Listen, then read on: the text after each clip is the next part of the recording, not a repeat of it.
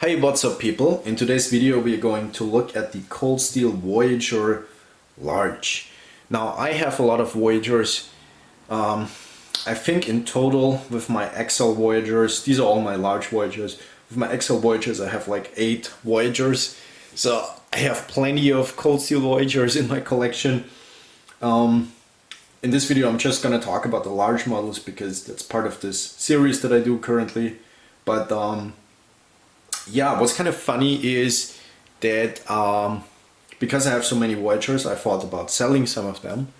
And for this video, I carried all of these for a couple of days to kind of, you know, see what I want to talk about with these knives. And I haven't carried this cold steel Voyager clip point here in a long time, actually. I've carried the other two every once in a while, but this clip point I haven't carried for quite a while now. And I was about to sell this actually because, like I said, I have too many Voyagers, too many knives in general, but also way too many Voyagers. I don't think I've ever had as many knives of the same model as of the cold steel Voyager. This is gotta be my most, maybe Victorinox, I don't know, Swiss Army knife, but I don't know, this gotta be one of the most knives, one of the knives that I have the most of. So, and I was about to sell this clip point, and when I carried this for this video, I realized that this is actually a great knife, and I reminded myself why I actually bought this in the first place. And yeah, it's hard to get rid of these because they are so good. And they were so inexpensive at certain times. They're still not super expensive. I think they're like 80 to 100 euros now. They used to be like 70, 65 sometimes, 55 even at certain points, depending where you live and if you bought them on sale or not. But these are just so much knife for the money. You get a long and big blade, also a wide blade. You get a very thick, capable handle that feels very comfortable. You get a very strong locking system. For not a lot of money, and you get a really capable knife with a nicely done, well-ground blade and a very user-friendly steel usually. And yeah, just a lot of knife. If you compare it to other knives in this price range, you're gonna see a lot of weak liner locks that might have also good cutting blades, but they are not as long-lasting, not as sturdy, not as reliable, not as simplistic as the Voyager. So the Voyager is a great knife that Cold Steel has done they do this for a long time now. And yeah, it's just it's a simple FRN handle that feels really comfortable. It has this really aggressive cross texturing. It's like a Templar's cross, kind of cringy, but you know, it's Cold Steel. They have to be a little bit cringy at times, but yeah, it's a good solid handle. It puts you in a saber grip.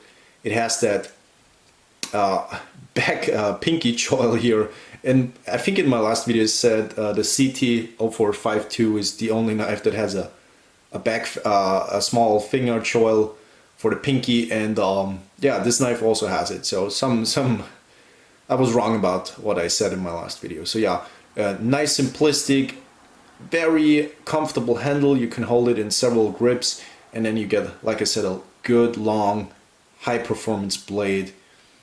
And yeah, this is just a lot of knife for your money, like I said. To me, this always feels, the clip point at least, feels like a modern interpretation of a folding hunter.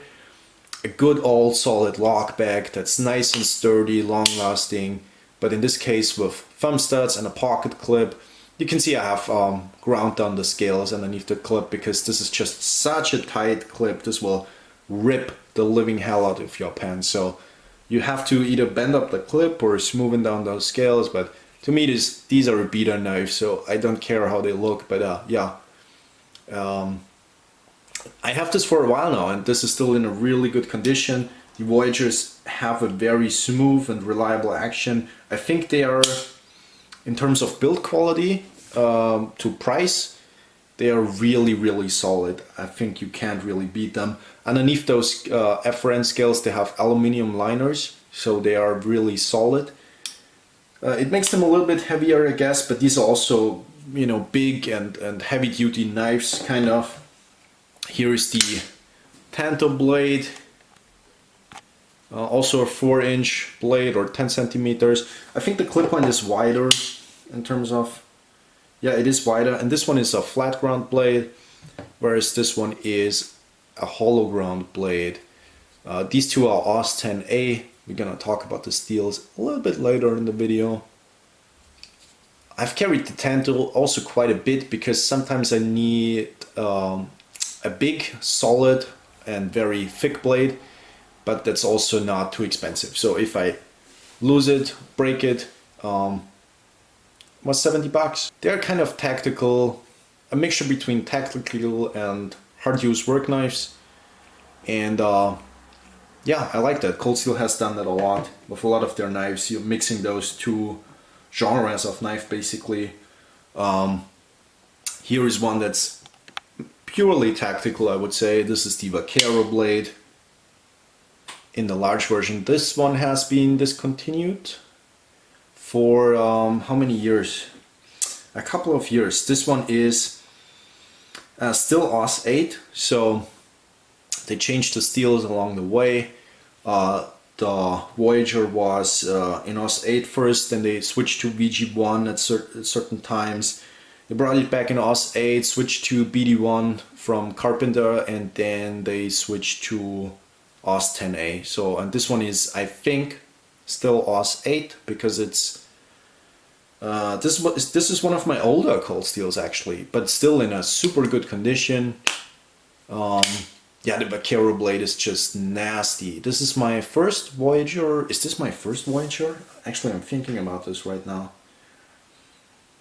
This might actually be my first Voyager that I ever bought. It's the Vaquero blade with serrations. Crazy. This is a nasty blade. Just absolutely terrifying. You don't want to be on the receiving end of this one. Recurved belly, stabby point, super thin. So actually I'll show you the spine thickness. None of these are super thick actually. So even the Tanto, which is kind of more robust, I think they are like 3.5 millimeters, something like that. And even the Tanto with the robust spine is still a very slicey blade. So it's not, none of these are like heavy duty in a sense of they are pry bars, sharpened pry bars. These are all very capable cutting blades. Well, I did some research on this topic because I didn't know the real difference as well between AUS 8 and AUS 10. Now, let's actually first talk about the A in the steel, okay? So as you know, you have AUS 8A and AUS 10A. Cold Steel has only, as far as I know, used AUS 8A and AUS 10A. And the A basically stands for annealed, okay? What is annealing? Annealing is basically you heat up the steel at a lower temperature to kind of balance the toughness with the hardness. And that doesn't mean that these steels are softer treated than other steels. It means that in between heat treatment cycle, they heat treat it to a higher hardness, but then in between they put it at a lower temperature to get rid of all the tensions in the steel. So basically they do an additional cycle with the steel to make it a little bit tougher. And that's pretty interesting. So all of these, I don't know where they go with the hardness on these Voyagers. If I had to guess, I would say, I mean they're pretty sure below 60. I'm very certain about that. because knives that are higher than 60 Rockwell feel just a little bit different at the edge. I'm pretty sure they are below 60, they might be 58, maybe 57, I don't know. 58, 59, some of them, there might be some variations depending on the knife you get. But yeah, so just so you know, the A in the steel name means that they have been annealed, and it's actually a good thing. Now, the research I did, I mainly did on the website of the manufacturer of OS 8 and OS 10, which is Aichi. It's a company belonging to Toyota. So yeah, all your OS 8 and OS 10 blades have been made by Toyota, basically. Now, Toyota has a couple of steel companies. They need steels, obviously, for their cars. But OS 8 and OS 10 are not steels that were developed for the car industry. They were developed especially for the knife industry, for the cutlery industry, okay? They are purely used as steels for knives, scissors, any sort of cutting machines. So these are all cutlery industry steels. So, and they have been around for a long time. A lot of people use OS 8 for decades. OS 10 we don't really see a lot, which is kind of sad. OS 10 is a good steel, I think. And so what's the main difference between OS 8 and OS 10? Well, the manufacturer says OS 8 has more tensile strength and more impact toughness than OS 10. Tensile strength is basically the force a steel takes in a certain area per pounds. Okay, so that's the difference between OS 8 and OS 10. That OS 8 is just a little bit tougher in the tensile strength, and it's also tougher in the impact. Now, impact toughness is needed when you have large chopping blades like machetes and stuff that you hit stuff with. Then OS 10, OS 8 is a little bit tougher, but OS 10 overall has a higher strength, which means, so strength usually means lower toughness, okay? So strength means a steel is more wear resistant, meaning OS 10 has a longer lasting edge, basically, if you just cut things. Now, if you do start to chop things or hit things, OS 8 is going to be a little bit tougher. So I feel, if you look at the composition of OS 8 and OS 10, they are so similar. OS 10 just has a little bit more carbon and a little bit more manganese. I wouldn't look at them and see, okay, these are two completely different steels. I would more see it as like, okay, OS 10 is a variation of OS 8. So they just made a variation of the same steel that has a little bit higher wear resistance if you use the same heat treatment. Now, you also shouldn't make the mistake and say, okay, OS 10 is a much better steel than OS 8, because I think in the real world, it actually comes down more to not that it is actually OS 10 or OS 8, but it would come down more to how high the hardness is, how good the heat treatment is. So meaning, if you have a well heat treated OS 8 blade, you might achieve the exact same results than with OS 10, okay? If the OS 10 is not perfectly heat treated and it's not as hard as the OS 8, OS 8 might be performing better. So it more or less comes down to the heat treatment. So I don't know why Cold Steel exactly changed out their steels from OS 8 to actually they went from OS 8 to BD1 and then from BD1 to OS 10. So yeah, it might have been because they had some issues with Carpenter and the resupplying of their steels. So yeah, it might be that, because OS 10 is not super different from OS 8. Yet in practice, I think, at least that's the thing that I have noticed with these OS 10 blades, comparing to some of the older OS 8 cold steels that I have. I have some other Voyagers. This one is also OS 8, I think. It's an older Tanto. And yeah, comparing to some of my older cold steel Voyagers in OS 8, I can say that the edges last a little bit longer. They perform really similar in terms of how they chip and when they chip. OS 10 and OS 8 are not super intensely stable at the edge.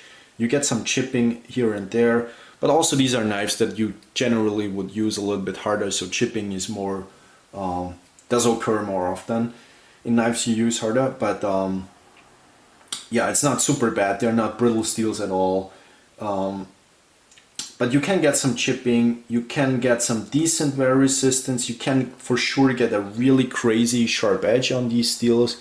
I think they are all very capable when you sharpen them up nicely, and they take a really fine, you know, that really bitey, hair-popping sharp edge. AUS 10 and AUS 8 both love to take hair-popping sharp edges.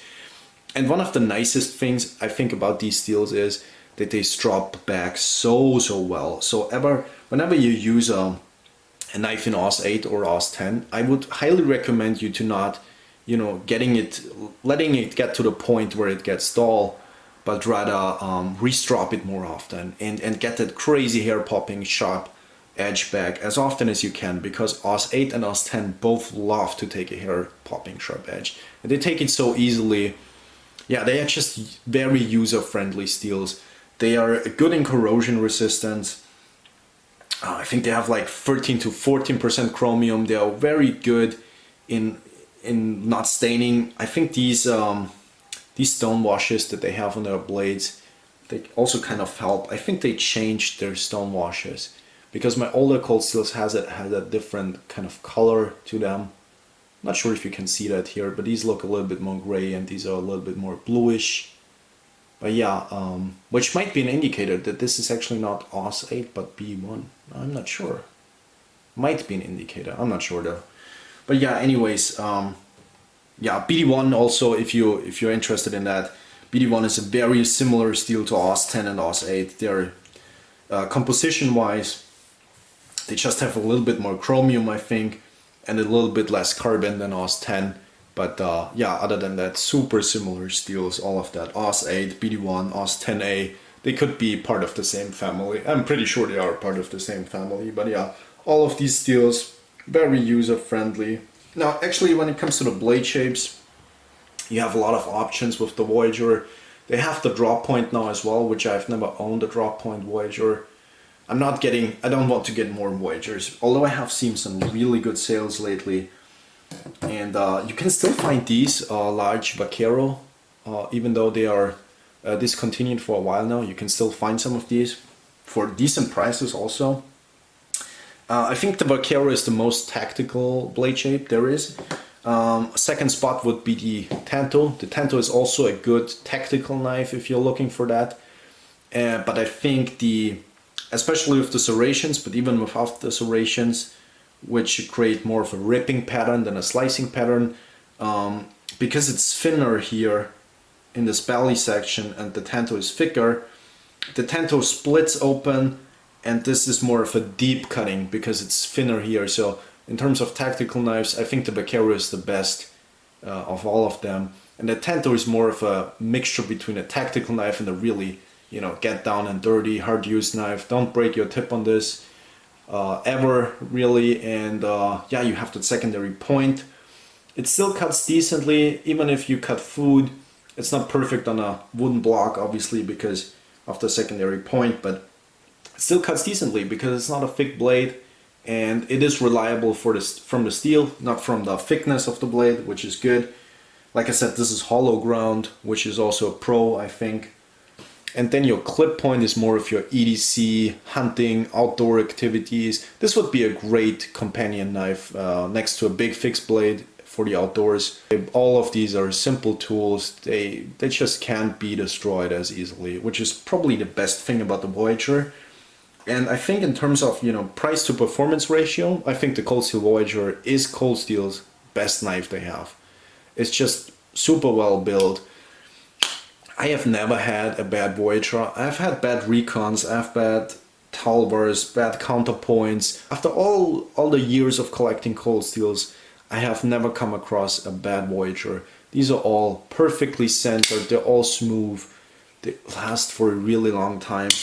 These knives are super reliable, super simple. And like I said, these are probably Cold Steel's best knife they have. Yeah, so that's it. That's the Cold Steel Voyager Large. I really like it. I have really enjoyed carrying these the last couple of days. All of these are a joy to carry. So these two are a little bit heavier. They're 144 grams, which is 5.1 ounces. Not lightweight at all. These are not summer carry knives. You know, not so good in the summer shorts, but more for the autumn, winter, spring jeans type of knife. And this one is a little bit lighter, coming in at 133 grams, which is 4.6 ounces. Carries really good in the waistband. You don't feel it's there because it's nice and rounded off. It doesn't rub off your skin. It's nice and comfortable. And when you need it, it's absolutely devastating. So yeah, that's it for this video, people. Thank you guys for watching, and maybe we see each other in another video. Goodbye, people.